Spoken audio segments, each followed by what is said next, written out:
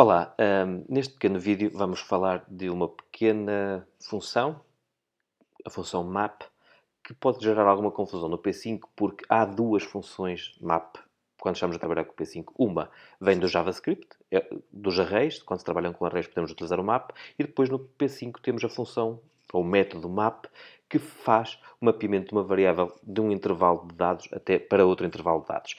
E como temos estas duas situações, eu vou fazer um pequeno vídeo a ilustrar o que é que acontece entre elas. Obviamente, as duas funções em questão têm o mesmo nome e é essa a causa principal da confusão. A primeira é o mapa, o mapeamento do P5. No P5 o map pega num valor, neste caso value, que é 25, que está no intervalo 0 a 100, e vai convertê-lo para o intervalo 0 a width. E, portanto, permite transformar ou fazer uma escala de um valor de um intervalo para outro. A outra função que gera esta confusão é a função map dos arrays, que na prática é uma função que, quando se tem uma lista de elementos, permite operar em cada um dos elementos dessa lista com uma certa função anónima.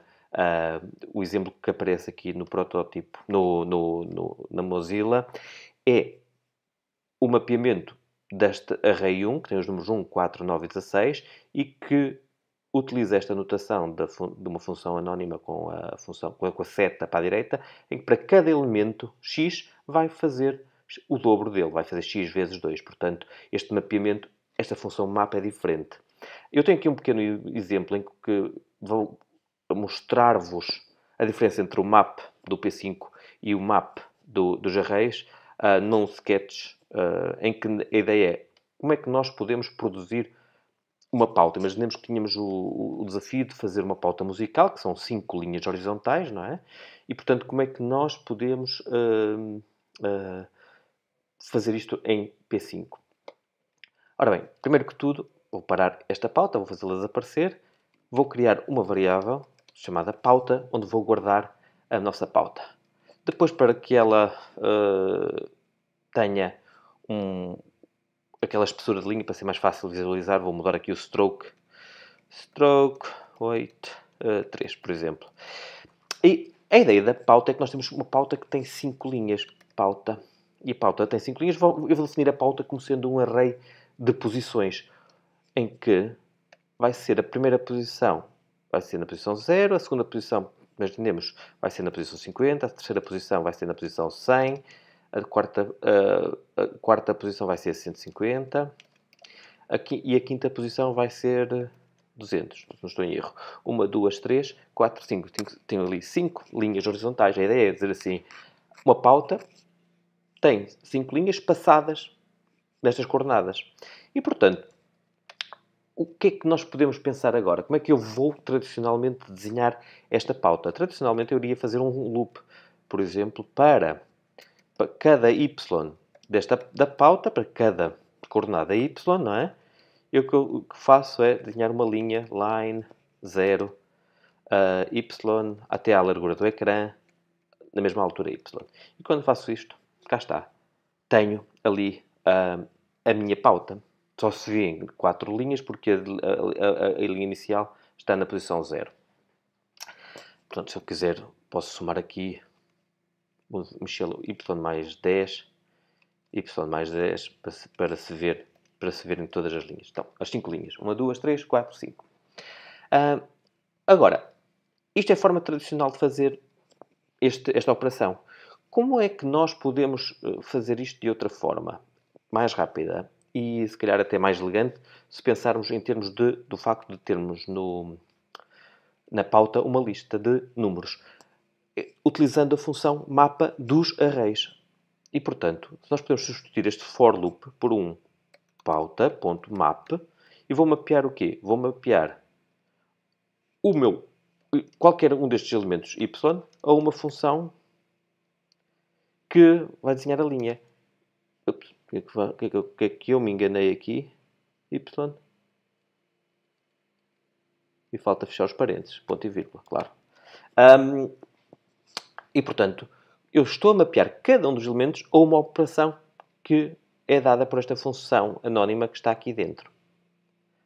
Pronto, e isto é uma forma de ilustrar a pauta. O que é que acontece com este? Vou tirar este y mais 10. Y mais 10. Este é o primeiro caso inicial.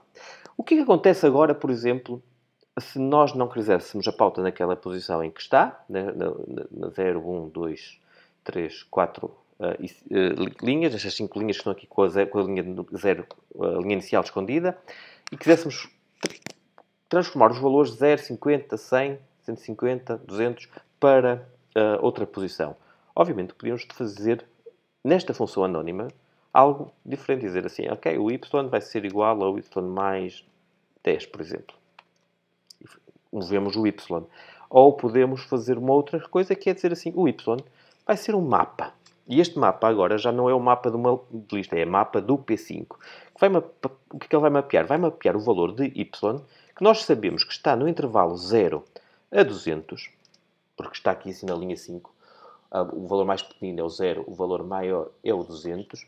E, portanto, nós vamos mapear o nosso valor do y, que nós não sabemos quanto é que é, mas sabemos que vai estar compreendido entre 0 e 200, vamos colá-lo num outro intervalo. Vamos colocá-lo, por exemplo, no intervalo 100, 180.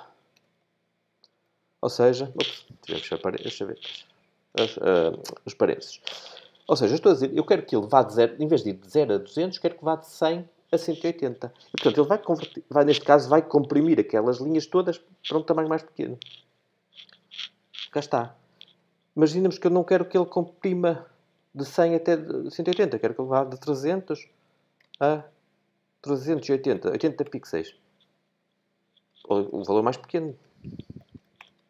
E as linhas são desenhadas desta forma. Ou seja, a função mapa, reparem que está aqui na linha 10 e na linha 11, pode ser a do array ou pode ser a do P5. Mas tem comportamentos completamente diferentes. E, portanto, eu queria que vocês tivessem atenção que uma atua sobre cada um dos elementos de uma lista, ou a outra mapeia um valor de um intervalo de valores para outro intervalo de valores. Espero que isto seja útil e que não haja mais confusões com mapeamentos, quer de P5, quer de arrays.